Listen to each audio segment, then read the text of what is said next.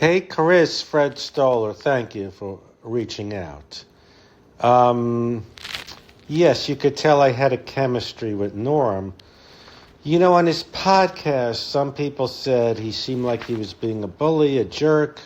Some said he really seemed like he was caring. He cared about me.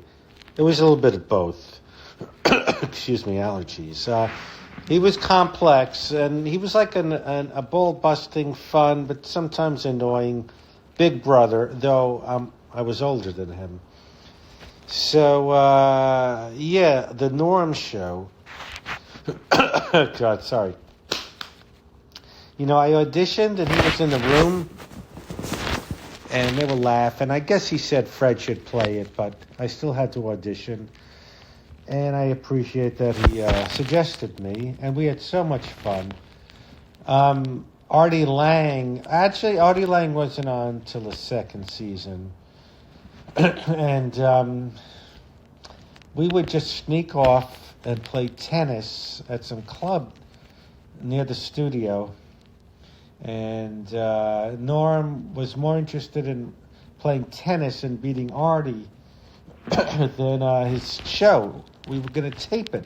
He was obsessed with beating Artie in tennis, and it was such a fun job because I had to mumble, and I didn't really have to memorize lines and just be hardly audible, and we had a lot of laughs. I mean, he's exactly what you'd think he'd be like. That was my favorite memory.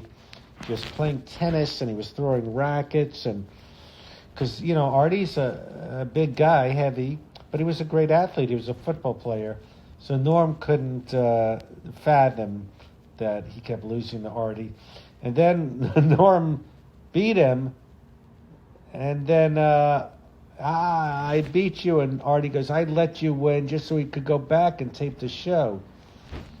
So just nonsense, and just all of us eating lunch, and Artie telling stories about Nikki Cox.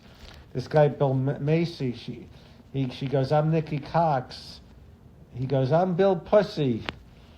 Just nonsense. I actually opened for Norm. I toured like 2015, right before the election. And he couldn't do anything. He couldn't, I had to be his assistant. He didn't know how to do Uber, to get us rides to the airport, to do the kiosk. So it got kind of ridiculous. But what do you expect with Norm? But when we were in Denver, in Colorado, he, an hour, right before the show, I get a call from him in my room where I was staying. What size my pants are? I go, "What are you talking about?" He forgot to pack pants. He wore sweatpants on the plane. I said, "They're not going to fit you." "Well, you better get me pants." So where am I going to get them? And I thought, I called the club, is there a mall by? And I said, "You're going to have to wear your sweatpants." He wore them the whole weekend. It didn't matter. When we get to the club, the manager goes, "He forgot his pants the last time." So it's just a great memory touring with him. Everywhere we went, he'd comp them. He had them join us for lunch where we were. They took selfies.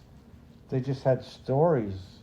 Norm, involved everyone. So thank you for being a fan, Chris. And, there was this thing of Vice.